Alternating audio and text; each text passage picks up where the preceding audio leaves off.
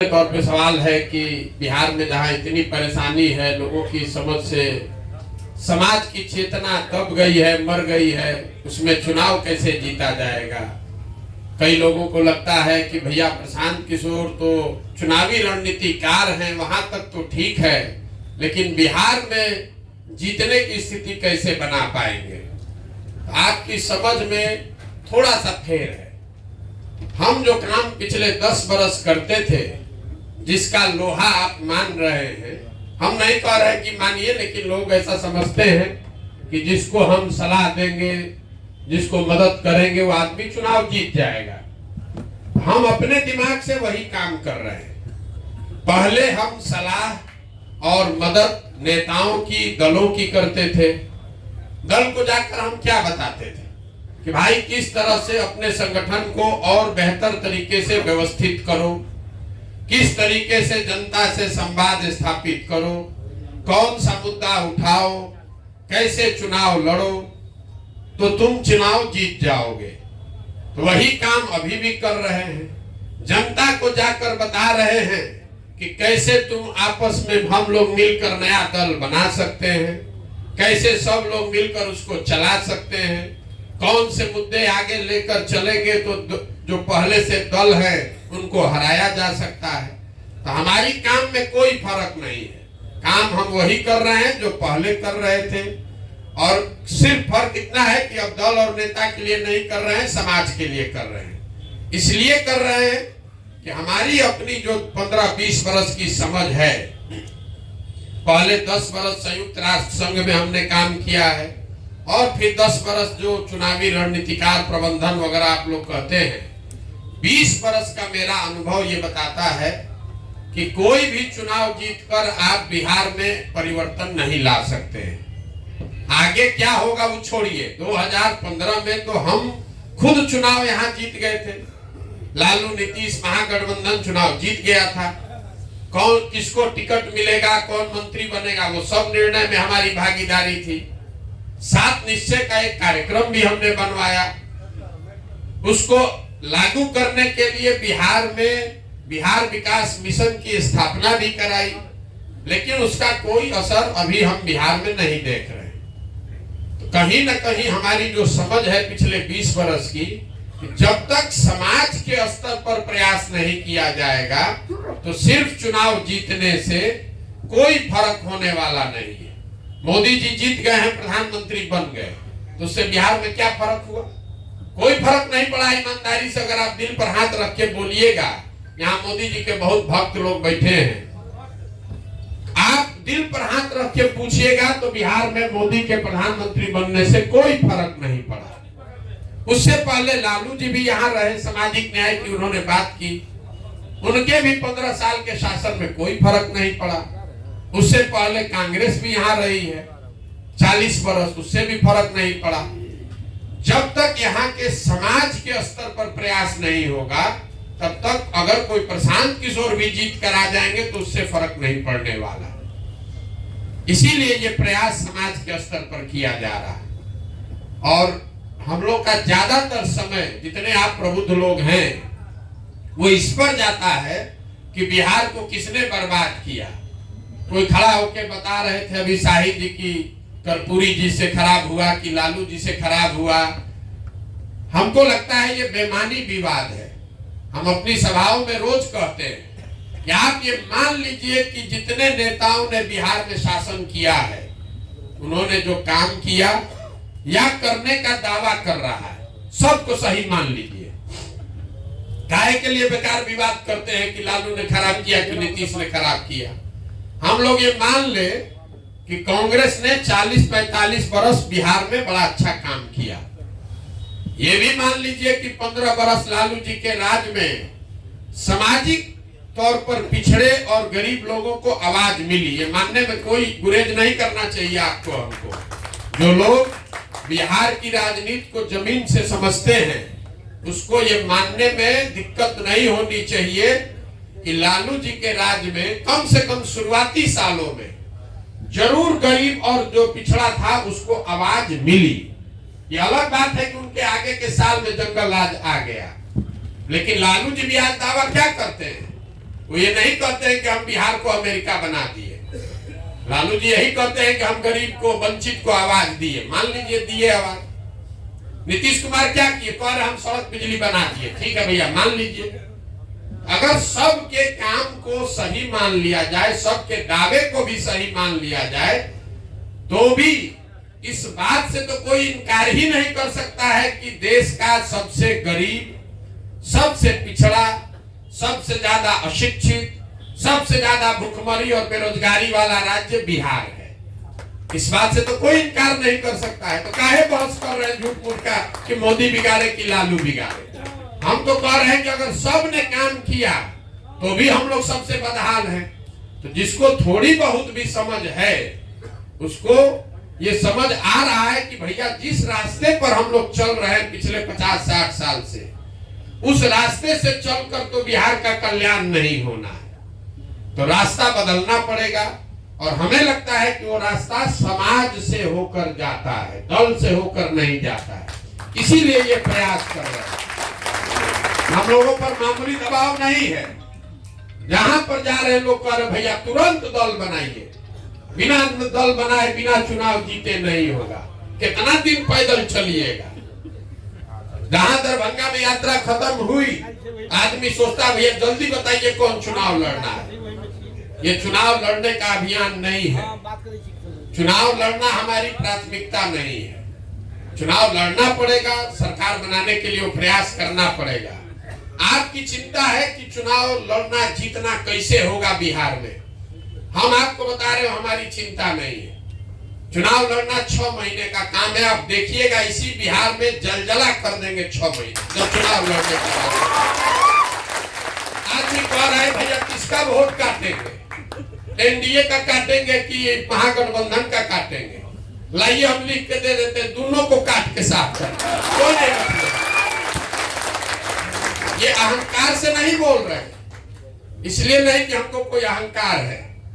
हमारे माता पिता, हमारे गुरुओं ने जो सिखाया है, जिस काम को लीजिए उसको पूरी ईमानदारी और मेहनत से कीजिए। जिस बंगाल का आप गुणगान करते हैं कि बंगाल में प्रशांत किशोर हरा दिए, यहाँ बैठा हुआ शायद ही कोई आदमी जानता होगा कि हम बंगाल गए मई 2019 में। हमारे पिताजी की मृत्यु हुई मई में, उसके 15 दिन के अंदर हम बंगाल गए और बंगाल से निकले मई 2021 में। 2 बरस जब कोरोना से आप भागकर घर में छुपे हुए थे, हम बंगाल में गांव-गांव में लगकर काम कर रहे थे, तब सफलता मिली। आप एक लाइन में पढ़ते हैं प्रशांत किशोर गए, बंगाल जीत के चले आए। अगर हम इतनी मेहनत कर रहे हैं, इसलिए कर रहे हैं कि हमको मालूम है कि ये बहुत कठिन काम है। ये आकर आप हमको मत बताइए कि बिहार को भैया सुधारना बड़ा मुश्किल है, जाति कैसे टूटेगा, लालू कैसे हारेंगे। बहुत कठिन काम है, इसीलिए बहुत बड़ी मेहनत भी करनी पड़ेगी। इसीलिए 3 बरस से घर परिवार छोड़कर रात दिन जितना 75 बरस में किसी ने मेहनत न किया हो, इतनी मेहनत कर रहे हैं। चुनाव जीतना मुश्किल नहीं है, मुश्किल ये है कि चुनाव सही लोगों के साथ जीता जाए। चुनाव तो आप किसी के साथ जीत सकते हैं। कल समीकरण बनाइएगा, चुनाव 6 महीना में उलट जाएगा। हम 2 जून 2015 को बिहार में आए थे। 18 नवंबर 2015 में बिहार चुनाव जीतकर चले गए। 6 महीना लगता है, उससे बात नहीं बनेगी। मुश्किल यह है बिहार में कि जो समाज में समझदार आदमी है, सही आदमी है, वो राजनीति में है ही नहीं। या तो उसको लोगों ने हाशिए पर ढकेल दिया, या लोग कहता है भैया इससे किनारे रहो, राजनीति में जाने से क्या होगा, ये तो सुधरने वाला नहीं है। ऐसे ही समाज के लिए बहुत सालों पर, सैकड़ों साल पहले ग्रीस के एक दार्शनिक थे, मैं हमेशा कोट करता हूं, प्लेटो। उन्होंने कहा था कि अगर समाज में समझदार व्यक्ति राजनीति में हिस्सेदार नहीं बनेगा, जो आपने अभी बात कही उसी से जुड़ा हुआ है, कि अगर जिस समाज में समझदार लोग राजनीति में नहीं आएंगे, उनको इस बात के लिए तैयार रहना चाहिए कि उनके बीच का कोई मूर्ख आदमी राजा बनकर उन पर शासन करेगा। बिहार में वही हुआ। पिछले 30-40 साल से जो भी पढ़ा लिखा समझदार है, नेतरहाट से पढ़ा हुआ बाहर जाके इंजीनियर बन गया, और जो यहाँ फेल हुआ वो यहाँ का राजा बन गया। इसीलिए ये दुर्दशा है। जिस नेतरहाट की आप तारीफ कर रहे हैं, nova Netarhat old boys association देश का शायद सबसे पावरफुल बॉडी है। हर लड़का ही उसका कोई ना कोई आईएएस, आईपीएस, डॉक्टर, इंजीनियर बना है, लेकिन उसमें से कोई आदमी वापस आकर बिहार सुधारने के लिए राजनीति के क्षेत्र में उसने प्रयास नहीं किया। तो नेतरहाट का कोई आदमी आपको एमएलए नहीं मिलेगा। अगर नेतरहाट से पढ़े हुए 100 लोग एमएलए होते तो आज बिहार का ये दुर्दशा नहीं है। तो जो फर्जी डिग्री बना के पास हुआ वो बिहार का नेता बन गया, और जो नेतरहाट से पढ़ के निकला वो जाके तमिलनाडु में आईएएस अफसर बन के तमिलनाडु को बना रहा है। तो ये प्रयास ये है कि जो प्रबुद्ध लोग हैं, जो समझदार लोग हैं, जो समाज के लिए जीने मरने का जज्बा रखते हैं, उनके पास साधन नहीं है, उनके पास पैसा नहीं है, आपके पास चुनाव लड़ने की समझ नहीं है, तो सब चिंता वो आप अपने भाई, अपने बेटे प्रशांत किशोर पर छोड़ दीजिए, लेकिन राजनीति में आइए। आप जीतिएगा अपनी ताकत से। हमारी भूमिका बस इतनी ही है कि पैदल वैदल चलने से कुछ नहीं होता है। हमने 10 बरस जो काम किया है वो नहीं किए होते तो 15 बरस भी हम चल देंगे तो इसमें से आधा आदमी भी नहीं आएगा। आज इसलिए रहा है, वो नोटिस इसलिए ले रहा है, डॉक्टर साहब कह रहे हैं कि भीड़ में दबे हुए थे, उसको मालूम है चाहे जितना हमको शिकायत मेरा कर ले, वो जान रहा है कि प्रशांत किशोर आदमी है बड़ा होशियार, अगर कर रहा है तो कुछ न कुछ सोचिए कि कर रहा होगा, हल्के में मत लो, नहीं तो कल हवा में उड़ा देगा। इसीलिए आया है, बुरा नहीं मानिएगा। आप बहुत बड़ा बड़ा बात यहाँ कहिएगा, ए भैया बिहार को सुधारना है, समाज को सुधारना है, कुछ नहीं करना है आपको। अगर हम 10 को चुनाव नहीं जीते होते तो 15 महीना हम पैदल चले या 15 साल पैदल चले, बिहार का आदमी उस पर भी हंसता, हम पर भी हंसता होगा, लेकिन हंसता है तो साथ में भी कहता लेकिन भाई कुछ तो सोचे क्या आया होगा। हंस तो हम पर भी रहा है, आप हंसिए चाहे नहीं, हमारा घर वाला भी हम पर हंसता है। कहाँ बुर्बक वाला काम ले लिए हो। पहले कितना बढ़िया, आप न्यूज में भी देखे होंगे, प्राइवेट प्लेन हमको चंद्रबाबू नायडू भेजे कि आके मिलिए। न्यूज में चला रहा है कि प्रशांत किशोर लगता है बिहार छोड़कर चले गए, नायडू को एडवाइस कर रहे ना, खाली इसलिए बुलाए हैं कि आप किसी भी तरह हमारे खिलाफ इस बार मत आइएगा, इतने कहने के लिए गए थे ना। भैया हम बिहार में पदयात्रा करेंगे, आप चिंता मत कीजिए, आप लड़िए अपने हिसाब से। इतना आंच है काम का, इतना आंच है, भ्रम आपको फैला रहा। हम तो पदयात्रा कर रहे हैं। आज हमको न्यूज छपा है किसी मैगजीन में कि प्रशांत किशोर पदयात्रा रोक के चंद्रबाबू नायडू को मदद कर रहे हैं। तो हमको प्राइवेट प्लेन भेज के ये बुलाने इसलिए बुलाए थे कि हम इतने आपसे चाहते हैं कि आंध्र प्रदेश में आप वापस मत आइए, हम लोग चुनाव जीत जाएंगे। हम जीत जाइए, हम कहाँ आ रहे हैं, हम तो वहां पदयात्रा कर रहे हैं, आप घबराइए नहीं, यही कहने गए थे। जब तक आप कुछ करके नहीं दिखाते हैं कोई आपका मानता नहीं है, कोई नहीं मानता है। हमारी भूमिका इस पूरे अभियान में एक कुम्हार की है। घड़ा जो है वो तो मिट्टी और चाक से बनेगा, कुम्हार कितना भी होशियार है घड़ा नहीं बना सकता है। लेकिन पूरे पदयात्रा के दौरान कुछ अच्छी मिट्टी, कुछ अच्छा चाक आप जैसे लोग मिल जाएंगे, फिर आपके पीछे मदद करेंगे, ताकत शक्ति बुद्धि लगाएंगे और जनता को समझाकर आपको जिता कर लाएंगे। उसमें कोई दिक्कत नहीं। लोग एकदम यहाँ त्रस्त है नया आदमी चुनने के लिए, खाली उसको दिक्कत यह है कि दिख नहीं रहा है। आप लोग जिस जाति की बात करते हैं, 100 में 80 आदमी कहेगा भैया कुछो कहिए, अंत में भोटवा तो जाते पर पड़ेगा। हम रोज आपको आईना दिखाते हैं, लेकिन लोग के दिमाग में ऐसा बैठा है मानने को नहीं तैयार। यहाँ जितने आदमी बैठे हैं, आप ये बताइए मोदी जी को वोट बिहार की जनता ने दिया है कि नहीं दिया है? दिया है। भाजपा को नहीं दिया। लोग कहता है अरे मोदी जी का नाम नहीं रहता तो एमपी तो मुखिया नहीं जीतता, सब मोदी जी के नाम पर वोट पड़ा है। तो मोदी जी के जाति के कितने लोग इस बिहार में रहते हैं?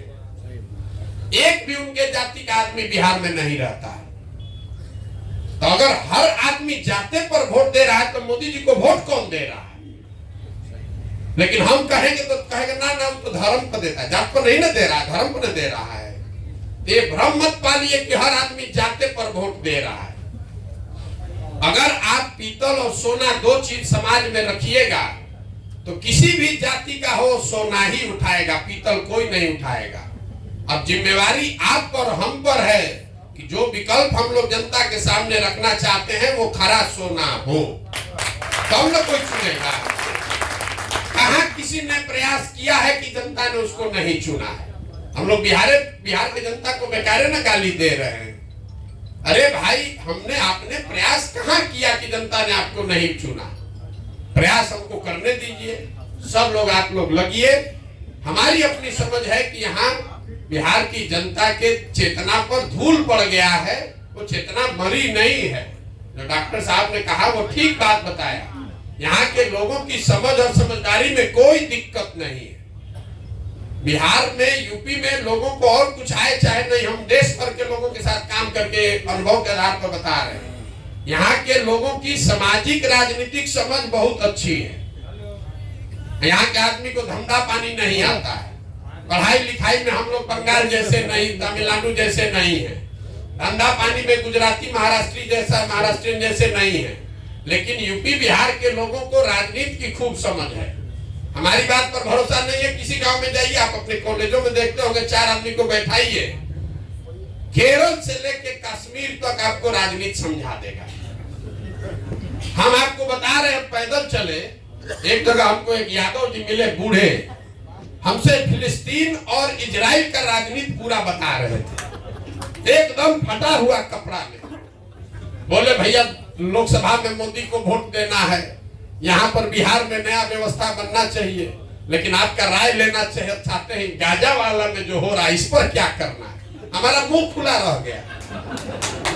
ये आदमी जिसके शरीर पर कपड़ा नहीं है वो फिलिस्तीन और इजराइल की राजनीति पर पूरी उसकी 15 मिनट तक हमको समझा रहे थे कि इजराइल में क्या हो रहा है, फिलिस्तीन में क्या हो रहा है। तो यहाँ लोगों को राजनीतिक समझ है, व्यवस्था के अभाव में, विकल्प के अभाव में हम लोग बेवकूफ दिख रहे हैं। बेवकूफ हम लोग हैं नहीं। एक बार रास्ता दिखेगा तो यहाँ के लोग समझदार हैं, वो अपने आप रास्ता चुनेंगे, आगे बढ़ाएंगे। जिस दिन लोगों को मोदी जी में जरा सा भी दिखा 14 में, तो सारा जात पात छोड़ के लोग भाजपा को दिया ना वोट। अगर यहाँ दिखेगा तो लालू जी को भी लोगों ने वोट दिया था ना किसी जमाने में, ये भाई ये आदमी गरीब का लड़का है, बिहार का कल्याण करेगा। उसी तरीके से अगर आप नई व्यवस्था बनाएंगे, नया विकल्प देंगे, तो निश्चित तौर पर यहाँ लोग वोट देंगे। चिंता का कारण ये है कि समाज से अच्छे लोगों को, आप जैसे लोगों को इसमें लाया कैसे जाए। हमारा आधा से ज्यादा समय उसी में जाता है। यहाँ बहुत डॉक्टर लोग बैठे हैं, हमारे पिताजी भी डॉक्टर थे। तो जब चुनाव होता था, हमारे बाबूजी उस समय शाहपुर एक जगह है वहां पोस्टेड थे, जहां रामानंद तिवारी जहां से विधायक थे। बिंदेश्वरी दुबे वहीं से गए चुनाव लड़ने। हमारे पिताजी थोड़े प्रसिद्ध डॉक्टर थे वहां। तो जब चुनाव होता था तो हल्ला होता था कि डॉक्टर साहब इस बार चुनाव लड़ने वाले। हम लोग बच्चे थे, देखते थे, हमारी माता जी धरना पर बैठ जाती थी कि जब तक बाल बच्चा पढ़ा नहीं है तब तक तुमको राजनीति में नहीं जाना है। वही हाल है। अब यहाँ जितना बड़ा डॉक्टर होगा, डॉक्टर साहब लोग कहते हैं कैसे आपका मदद करें। हमने कहा कि जिला से एक बढ़िया डॉक्टर निकाल के भेजिए जिसको नेता बना दिया जाए, जिसको एमएलए लड़ाए। 40 को अच्छा आदमी तो कम से कम एमएलए बन जाएगा। सब डॉक्टर लोग भाग जाएगा, सब डॉक्टर वकील भाग जाएगा। सब चाहता है कि आप सुधारिए, हम पीछे से है।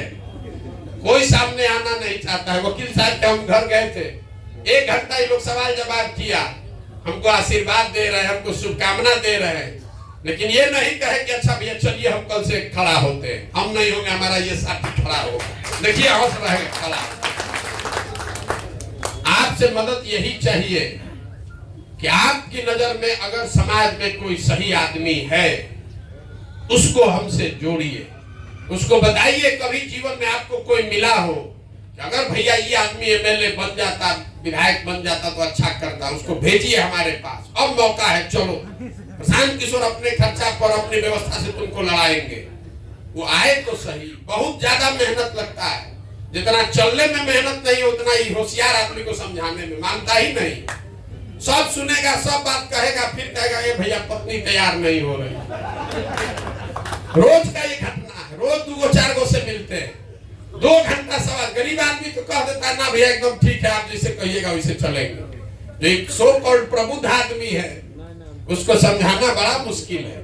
25 सवाल करने के बाद कहता है एकदम पूरी तरीके से आपके साथ है। हम कहते हैं ठीक है चुनाव लड़िएगा यहाँ से, तो पूछ के बताते एकदम मेरा मन है। 4 दिन के बाद आएगा, कहेगा ना कह रहा है कभी बेटा पास हो जाए उसके बाद चलेगा। तब तक भैया अभी मत छोड़ दीजिए, मन से हैं, आगे हम आ जाएंगे। ये होशियारी है लोगों की। सब आदमी सोच रहा है पहले कुछ हो तब देखा जाएगा। अभी तो पीछे से देखते हैं, अभी तो घूम रहे हैं क्या होगा। सब लोग लगिए, खाली बात कहने से कि बिहार बहुत खराब है सुधरने वाला नहीं। किसी न किसी को हिम्मत करके प्रयास करना पड़ेगा। हम ऐसा समझते हैं कि अगर हमारी हिम्मत नहीं पड़ेगी तो किसका हिम्मत पड़ेगा बिहार में। इसलिए हम अपना काम कर रहे हैं। 2 बरस लगे, 10 बरस लगे, करेंगे हम यही। और बिल्कुल किए बगैर मानने वाले नहीं। आप ये समझ लीजिए, कितना भी आदमी कह ले ये भाग जाएगा, नहीं रहेगा, बिजनेसमैन है, विचारधारा नहीं है, बिना किए मानेंगे नहीं। तमिलनाडु को तमिलनाडु के लोगों ने बनाया है ना। अन्ना दुरई पेरियार 20 बरस वहां संघर्ष किए तो अब न तमिलनाडु बना है। जब देश आजाद हुआ तो तमिलनाडु और बिहार बराबर का राज्य था। आज तमिलनाडु बिहार से 7 गुना ज्यादा आगे है। तब न हम लोग के लोगों को गाली दे रहा है। तो हम लोग 50-60 बरस से कुछ नहीं किए, दही चूड़ा दाल भात चोखा खा के सोए हैं। आजाद के नाम पर राजनीति किए हैं। लालू नीतीश जात खिला रहे हैं, मोदी जी 5 किलो भात खिला रहे हैं। बिहार के आदमी को कुछ नहीं चाहिए। बिहार के आदमी को कुछ नहीं चाहिए, जात और भात। इसका जुगाड़ है तो इसके आगे चिंता का बात नहीं है। लालू नीतीश नेता वो लोग समझ गया है, ये लोग को जात का डोज लगाते रहो, वोट देता रहेगा। अब मोदी जी जात नहीं है हमारे पास, तो चलो भात का जुगाड़ कर देते हैं। नहीं तो दूसरा हथियार क्या है बिहार के लोगों को, तो इसको भात चाहिए, तो सबको 5 किलो अनाज का उपाय लगा दिए। अब 4 किलो अनाज ले रहा है, जो मजदूरी कर रहा था वो भी नहीं कर रहा है। ये दुर्दशा है। इतने आप प्रबुद्ध लोग बैठे हैं, कभी आप बैठ के सोचे कि भाई मोदी जी गुजरात में बुलेट ट्रेन बना रहे हैं, तमिलनाडु में जहां से एको MP नहीं जीता वहां साल में 6 बार जाते हैं। बिहार की चिंता कभी नहीं किया उन्होंने। बिहार में कभी नहीं आया कि दरभंगा में चीनी मिल कैसे बनेगा, क्यों नहीं किए हैं। हम आपको बता रहे हैं क्यों नहीं किया। मोदी जी के साथ 3 बरस काम किए। आप गुजरात में जाइएगा, ऐसे किसी सभा में गांव में मोदी जी भी जाएंगे, तो वहां गुजराती जो आदमी है बिजनेस का उसको इतना समझ है, पहले बात अपने धंधा का करेगा। मोदी जी कैसे हमारा इनकम बढ़ेगा, कैसे हमारे गांव में रोड बना दीजिए कि हमारा भाड़ा कम लगे, फैक्ट्री कैसे लगेगा। तो मोदी जी को वहां काम करना पड़ता है। सारे नेताओं को आपने देखा होगा गुजरात में, सारा मंत्री विधायक मुख्यमंत्री सबको हटा दिए, नया आदमी लेकर आए। बिहार में कभी मोदी जी ने कुछ नहीं किया है, क्योंकि मोदी जी को भी मालूम है 5 किलो भात बनिए दिया रहा है और एक अयोध्या में मंदिर बनिए गया है। बिहार का आदमी कहता है मोदी जी चिंता मत कीजिए, अरे भेजिए ना गधा घोड़ा, किसको भेजिएगा, हम लोग जिता के भेज देंगे। 5 बरिस बैठ के जिस सांसद को आप और हम गाली देते हैं, उसी को जाकर फिर मोदी जी के नाम पर वोट देंगे। तो मोदी जी भी जैसे लालू नीतीश ने समझ लिया कि इस राज्य में लोगों को कुछ नहीं चाहिए, सिर्फ जाति चाहिए। आप बताइए, लालू जी ने जिन समाज को आवाज दी, जिसको कहते हैं कि हम सब गरीब को पिछड़े को आवाज दिए, उसी समाज के बच्चों को उन्होंने पढ़ने की व्यवस्था क्यों नहीं की। कभी बिहार में उन्होंने भूमि सुधार क्यों नहीं लागू किया, क्यों गरीब वंचित जो है पिछड़ा समाज है उसको जमीन मिल जाए। उसके लिए पूंजी रोजगार का व्यवस्था क्यों नहीं किया। लालू जी बुर्बक थोड़े ना है, आवाज दे दिया कि हमारा और हमारे बच्चों का नारा लगाते रहो, पैसा पूंजी शिक्षा नहीं दिया। कभी इतनी समझ न हो जाए कि आप अपना हक मांगने लगे। तो नेता ये समझ गया है, मोदी जी भी जान गए हैं कि भैया फैक्ट्री लगाएंगे तो लोग कहेगा एक गो काहे लग रहा है, गुजरात में 4 गो लग रहा है, अच्छा है फैक्ट्री लगाइबे मत करो, भात दो 4 किलो अनाज दो। कभी आप सुने हैं गुजरात में कि 4 किलो अनाज के लिए मारा मारी हुआ हो? बिहार में जहां जाइए आदमी यही कह रहे भैया 4 किलो अनाज, राशन कार्ड नहीं मिल रहा है, 2000 रुपया लग रहा है राशन कार्ड, उसके आगे सोचिए नहीं रहा है। उसको राशन कार्ड मिल जाए, उसके लिए देश में धरती पर वही सबसे अच्छा नेता है जो उसको राशन कार्ड बिना घूस के दिलवा दे। लोगों का शिकायत ही नहीं है कि नौकरी नहीं है, लोगों का शिकायत यह है कि जो राशन कार्ड मिल रहा है फ्री राशन का, उसमें 2-2.5 हजार रुपया घूस लग रहा है। तो जब तक ये मानसिकता पर काम नहीं होगा तब तक बिहार नहीं सुधरेगा। बाकी अब जिसका और सवाल करना, हमने बहुत लंबा समय ले लिया उत्तर देने में, माफी चाहते हैं। अब सवाल जो है वो कीजिए। क्या प्लान है ये तो जब पदयात्रा खत्म होगी तभी जारी करेंगे, लेकिन एक आपको एक पहलू उसका बता रहे। दुनिया भर में जहां सबसे अच्छी शिक्षा व्यवस्था है, खासकर स्कैंडिनेवियन कंट्री जो है, फिनलैंड, स्वीडन, नॉर्वे, जहां सबसे अच्छी शिक्षा व्यवस्था है, वहां के मॉडल को जाकर आप अध्ययन कीजिएगा तो आप पाइएगा कि हर गांव, हर पंचायत, प्रखंड में अच्छा स्कूल बनाने का प्रयास नहीं किया गया है। प्रयास ये किया गया है कि अच्छा स्कूल बने और लोगों को स्कूल तक पहुंचाया जाए।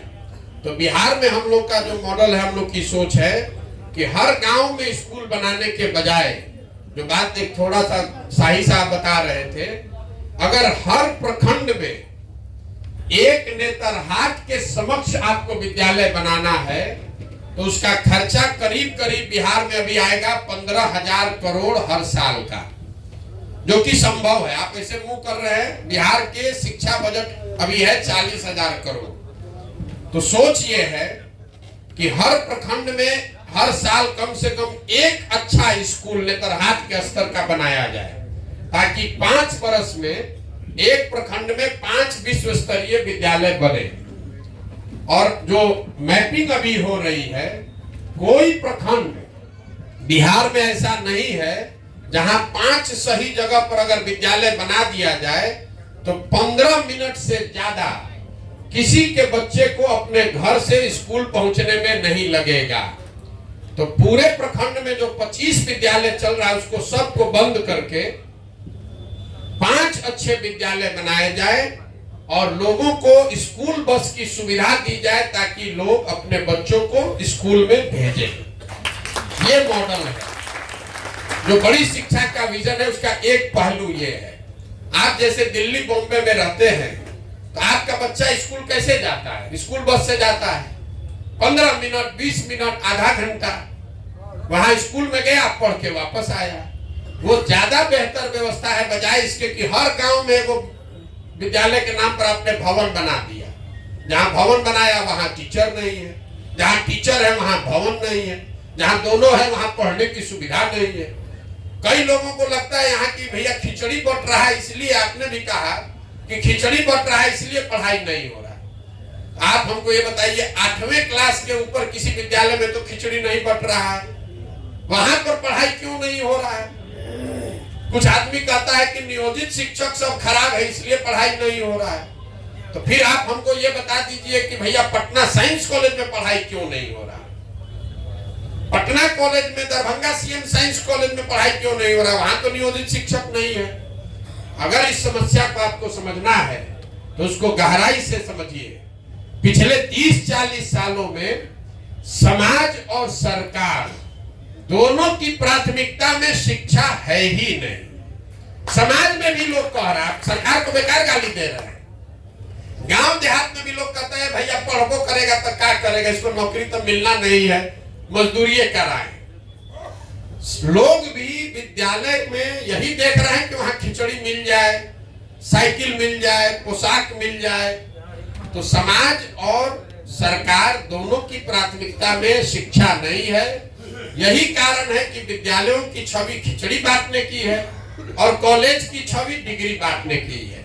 यहाँ जितने लोग आप बैठे हैं, आप रोज किसी न किसी से मिलते हुए, कहता है यहाँ एडमिशन लिए हैं, काहे लिए थे भैया? शिकायत लोग क्या करता है कि 3 वर्ष का बीए का डिग्री भैया 5 वर्ष में मिल रहा है। ये नहीं कह रहा है कि वहां पढ़ाई नहीं हो रहा है, ये कह रहा है कि 3 वर्ष का डिग्री 5 वर्ष में मिल रहा है। बच्चे को भी पढ़ना नहीं है, उसको तुरंत डिग्री लेके भागना है। तो छवि यहाँ पर यह है कि स्कूल से खिचड़ी मिले, कॉलेज से डिग्री मिले, पढ़ाई दोनों में नहीं हो रहा है तो कोई चिंता का कारण नहीं है। हम लोग यही सरकारी विद्यालय से हम भी पढ़े, यहाँ कितने लोग बैठे हैं सब सरकारी विद्यालय से पढ़े। हम साइंस कॉलेज में पढ़े। अब आज जरा साइंस कॉलेज में जाइए, वहां से पढ़ा हुआ है कोई आदमी कोई पूछने वाला नहीं। हम लोग कैवेंडिश हाउस में रहते थे। बिहार में आप टॉप कीजिएगा तो कैवेंडिश में आपको जगह मिलता था। अगर आप खड़े होके कहते थे हम लोग कि हम कैवेंडिश में रहते हैं, पढ़ाई का छोड़ दीजिए, आदमी ऐसे आंख उठा कर देखता था कि बहुत होशियार लड़का होगा तब कैवेंडिश में रहता है। अब कोई पूछिए नहीं रहा है। जब तक समाज में भी ये समझ नहीं होगी तब तक बात नहीं बनेगी। तो शिक्षा अगर सुधारना है, उसका 100 गो मॉडल है दुनिया में। और ऐसा नहीं है कि बिहार में हम लोग पैसा खर्चा नहीं कर रहे। 40,000 करोड़ रुपया यहाँ शिक्षा का बजट है, 40,000 करोड़। और 40 को बच्चा भी सरकारी स्कूल से पढ़कर बढ़िया नहीं निकल रहा है। तो बैंडेज लगाने से नहीं होगा, नई व्यवस्था बनानी पड़ेगी। नेतरहाट इसी बिहार में तो था भाई।